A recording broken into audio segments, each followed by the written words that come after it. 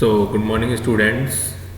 अपना lecture number 17 पढ़ने जा रहे हैं। इस लेक्चर में क्या है वो देखते हैं अपन। तो लेक्चर 17 के अंदर हम पढ़ेंगे कि हम संयम एंड स्वास्थ्य को कैसे इंश्योर किया जाए, क्या प्रोग्राम्स होते हैं जिसके द्वारा हम संयम और स्वास्थ्य को इंश्योर करें, मतलब संयम और स्वास्थ्य कहाँ से आए, कहाँ से प्राप्त करें। तो आपके सामने डायग्राम बना हुआ है, डायग्राम को अपन समझते हैं फर्स्ट वन बाय वन। देखिए यहाँ पे फिजिकल हेल्थ के रिगार्डिंग अलग अलग पार्ट दिए हुए हैं। एक्सरसाइज हो गया, डाइट हो गया, स्लीप हो गया। उसके बाद फिजिकल हेल्थ को क्या डिनोट किया गया यहाँ पे, सब्सटेंस नो अब्यूज़, ठीक है ना, नो सब्सटेंस अब्यूज़, ठीक है बेसिकली। तो यहाँ पर है क्या क्या, फिजिकल हेल्थ से जो तात्पर्य है यहाँ पर क्या, अगर आप एक्सरसाइज करेंगे प्रॉपरली तो आपकी हेल्थ अच्छे से रहेगी, ठीक है। उसके बाद अगर डाइट पे रहेंगे तभी आपकी फिजिकल हेल्थ अच्छे से मेंटेन रहेगी। अच्छे से साउंड स्लीप लेंगे तो आपकी हेल्थ प्रॉपर रहेगी। मतलब स्लीप का मतलब यहाँ पर at least you should take 6 to 7 hours sleep a day if you are doing a job or if you are a student, then you have to take at least 6 to 7 hours sleep a day. No substance abuse, मतलब किसी भी type का abuse, कोई भी गलत काम नहीं कर रहे हैं, कोई ड्रग्स नहीं ले रहे हैं, ठीक है, कोई स्मोकिंग नहीं कर रहे हैं, ठीक है, कुछ भी गलत चीज़ आप यूज नहीं कर रहे हैं, ठीक है, आप में कोई बैड हैबिट नहीं है। तो ये सब क्या है, फिजिकल हेल्थ से बिलोंगिंग है। उसके बाद हम बात करते हैं आगे, नीचे आइए यहाँ पर building physical health. Physical health को कैसे बनाया जाए, तो कैसे बनाया सकते हैं फिजिकल हेल्थ को, तो eat a healthy well balance diet, मतलब आप अच्छा खाना खाएं, बैलेंस्ड खाना खाएं, ठीक है। ऐसा नहीं है कि आप खाने के अंदर फास्ट फूड खा रहे हैं, जंक फूड खा रहे हैं। मैं मानता हूँ कि कभी कभार चलता है कि आप 2 महीने में एक बार खा रहे हैं या फिर 3 महीने में एक बार खा रहे हैं, लेकिन अगर आप रेगुलरली बेसिस खाएंगे, अगर आप वीक में 2 बार खा रहे हैं, that is not good for your health, that is not balance diet. In balance diet you should take salads, you should take fruits, you should take sprouts, you should take proper milk, you should take paneer, you should take curd, you should take milk. So these kind of things comes in balanced diet, okay. For that take care of personal hygiene and cleanliness, मतलब आपकी जो personal hygiene है उसका ध्यान रखिए कि आप जहाँ पे बैठते हैं, जहाँ पे आप सोते हैं, जहाँ पे आप खाना खाते हैं वो कितना क्लीन है, ठीक है, वहाँ पे गंदगी तो नहीं है। अपने ब्रशेस, जो अपने टीथ हैं उसको प्रॉपरली ब्रश कीजिए, डेली नहाइए, ठीक है, और क्लोथ्स को प्रॉपरली क्लीन रखिए, ठीक है। तो ये भी हेल्थ के सारे पार्ट हैं। फिजिकल हेल्थ का मतलब ये नहीं होता है कि आपको अपनी बॉडी को ओनली फिट रखना है। फिजिकल हेल्थ के अंदर सब चीज़ें आ जाती हैं, ठीक है ना। अभी डाइट भी आ जाती है, क्लीननेस भी आ जाती है, बहुत कुछ चीज़ें आती हैं। अभी हम पढ़ रहे हैं कीप योर सराउंडिंग क्लीन, आप जहाँ पे रह रहे हैं आपके चारों तरफ का जो सराउंडिंग वो भी क्लीन होना चाहिए। Drink clean and safe water, जो आप पानी पी रहे हैं वो क्लीन होना चाहिए, सेफ होना चाहिए, ठीक है। Breathe deeply, take deep slow breaths, your body needs the oxygen, मतलब जो आप ब्रीथ है वो बहुत गहरी सांस लीजिए, ठीक है, गहरी सांस लीजिए और गहरी सांस लीजिए और धीरे धीरे सांस छोड़िए, ठीक है। आपकी बॉडी को ऑक्सीजन की ज़्यादा एक्स्ट्रा नीड होती है, ठीक है।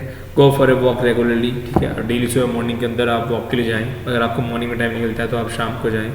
Exercise daily, play a game, go to the gym, jog और वॉक ब्रिस्कली, मतलब डेली एक्सरसाइज कीजिए। कोई भी गेम के लिए, अगर किसी को जिम में जाना है, वर्कआउट करना पसंद है तो वो जिम जाए, वर्कआउट कीजिए, जॉगिंग कीजिए, या फिर आप काफ़ी तेज़ी से भागें, ठीक है, ब्रिस्क मतलब भागना, तेज़ी से भागना।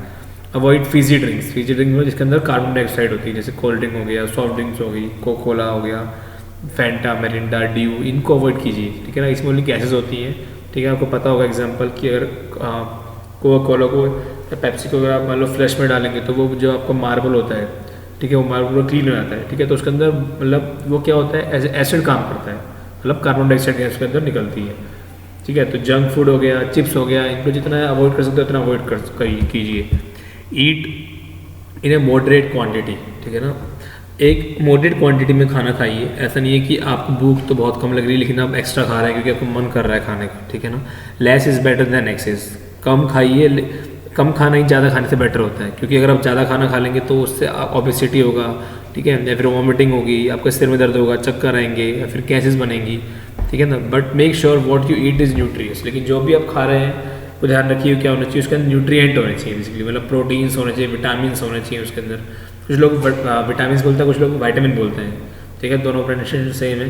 Keep your nails clipped and clean, आपके जो नेल्स हैं, ठीक है, उनको प्रॉपर तरीके से काट के रखिए, गंदगी नहीं होनी चाहिए, क्लीन रखिए। तो ये जो सारा पॉइंट्स बताए गए हैं ये सब आपके फिजिकल हेल्थ की बिल्डिंग के लिए बताए गए हैं, ठीक है। आगे चलते हैं इसके अंदर अपन मेंटल हेल्थ। तो मेंटल हेल्थ क्या बताती है, mental health refers to people's cognitive and emotional wellbeing, मतलब मेंटल हेल्थ ये बताती है कि लोगों का सोचने की क्षमता, लोगों की reasoning power, thinking power, emotional wellbeing किस तरीके, और इमोशनल वेलबींग मतलब किस तरीके से इमोशनली कनेक्ट रहते हैं वो। A person who enjoys good mental health does not have a mental disorder, मतलब एक इंसान ऐसा है जो कि अच्छी मेंटल हेल्थ को एंजॉय करता है, ठीक है, उसके बाद उसके पास कोई भी मेंटल डिसऑर्डर नहीं आएगा। According to WHO world health organisation, mental health क्या है डेफिनेशन है यहाँ पर, a state of well-being in which the individual realizes his or her own abilities can cope with the normal stress of life, मतलब एक state बताई गई यहाँ पर, ठीक है। एक इंसान होता है जो कि खुद रियलाइज़ करता है खुद की एबिलिटीज़ को, ठीक है, और जो नॉर्मल स्ट्रेस होता है जो कि हर किसी की लाइफ में होता है उसे कॉप अप करता है।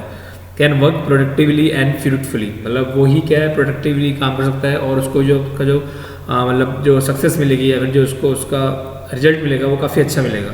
And is able to make a contribution to his और हर कम्युनिटी, तो और अगर उसके पास अगर वो मतलब जो प्रोडक्टिव काम कर रहा है तो जिस भी कम्युनिटी के लिए काम कर रहा है तो उसके लिए क्या होगा, काफ़ी वो प्रोडक्टिव होगा, कॉन्ट्रीब्यूशन होगा उसका, ठीक है। In other words, sound mental health is that state of the mind which can maintain a काम पॉजिटिव पॉइज और regain it when unsettled for progressively longer duration और क्विकली। इसको मतलब क्या हो गया, अगर दूसरे वर्ड से बात की जाए कि जो मेंटल हेल्थ क्या होती है तो वो एक माइंड का ऐसा स्टेट होता है, ठीक है, जो कि काफ़ी क्या होता है काम रहता है, काफ़ी शांत रहता है, ठीक है ना। और रीगेन मतलब एक बार शांत रहता है फिर ब्रेक लेता है, वापस स्टार्ट करता है, कब वापस regain it when unsettled for progressive longer duration और क्विकली, मतलब क्या होता है, पहले एक अपना जो माइंड होता है, ठीक है ना, वो अगर लगातार काम करते रहेगा थक जाएगा, थकने के बाद क्या होगा, आप एक पोज लीजिए, ठीक है, आप माइंड को शांत कीजिए, ठीक है, एक ब्रेक लीजिए, वापस से क्या कीजिए, चीज़ों को काम चालू कीजिए, काम तेज़ी से हो जाएंगी। मतलब एग्जांपल देता हूँ कि अगर मान लीजिए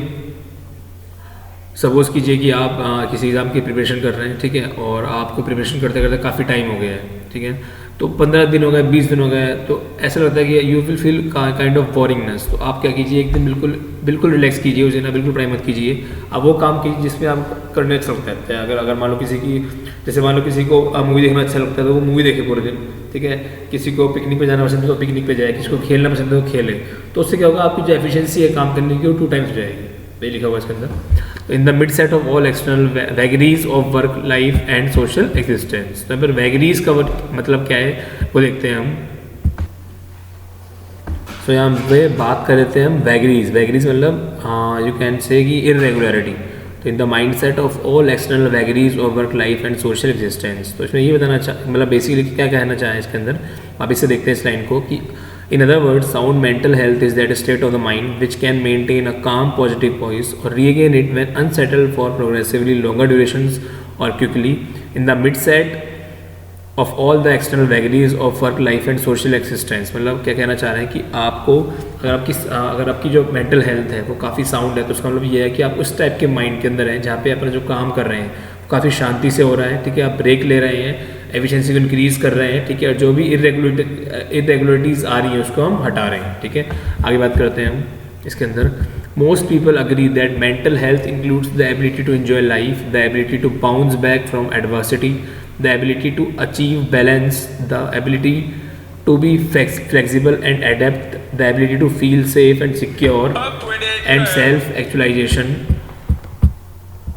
तो बेसिकली हम बात कर रहे थे हम किस चीज़ की कि जो मेंटल हेल्थ क्या क्या इंक्लूड करती है, तो वो आपकी लाइफ को जीने का जो एंजॉय करने का तरीका है उसकी एबिलिटी को इंक्लूड करती है, ठीक है।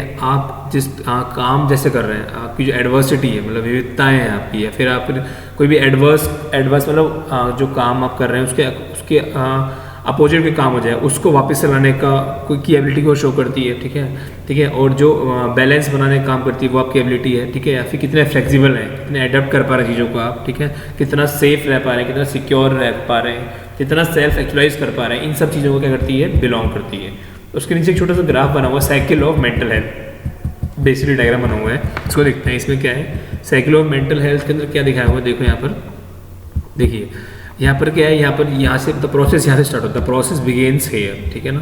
क्या है process cycle of mental health का, thoughts and beliefs are the source of, ये थॉट्स और बिलीव्स होते हैं वो क्या सोर्स होते हैं, वो सोर्स होते हैं हमारे इमोशंस के, are source of our emotions, the source of our physical energies, ये लिखा हुआ है, thoughts and beliefs are the source of our emotions are the source of our physical energies, ठीक है। उसके बाद आते हैं फीलिंग इमोशंस, ठीक है, source of feeling and emotions, ठीक है। उसके बाद इमोशंस, ये था यहाँ पे our, feeling emotions, feeling emotions के रिगार्डिंग यहाँ लिखा हुआ था।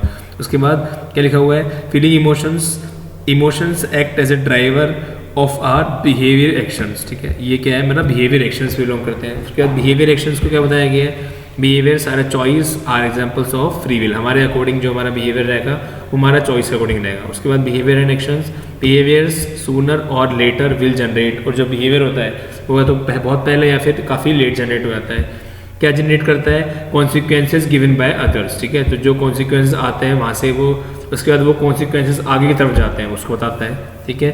और उसके बाद क्या आता है, रेनफोर्सेज आर बिलीव सिस्टम्स, ठीक है। तो ये जो कॉन्सिक्वेंसेज आते हैं वो क्या करते हैं, हमारे बिलीव सिस्टम को रेनफोर्स करते हैं, ठीक है ना। और क्या लिखा हुआ है, social relationships, career, legal, finances, physical etcetera. तो ये एक छोटा सा मेंटल हेल्थ साइकिल दिया गया है। ऐसा नहीं है कंपलसरी कि आप भी सेम टू सेम ऐसा ही डायग्राम बनाएं, आप अपने अकॉर्डिंग भी मेंटल हेल्थ का डायग्राम बना सकते हैं, जिसके अंदर आप अपने एक्सपीरियंस शेयर कर सकते हैं। जैसे यहाँ पे लिखा हुआ है, if you change your thinking you will experience a change in your emotions which will influence your choice of behaviours, consequences will follow which reinforce your belief and system। तो इस लेक्चर में यही पढ़ते हैं, नेक्स्ट लेक्चर में बात करेंगे, उस नेक्स्ट लेक्चर में हम इस पूरे चैप्टर को कंप्लीट भी कर देंगे। तब तक के लिए टेक केयर, बाय बाय।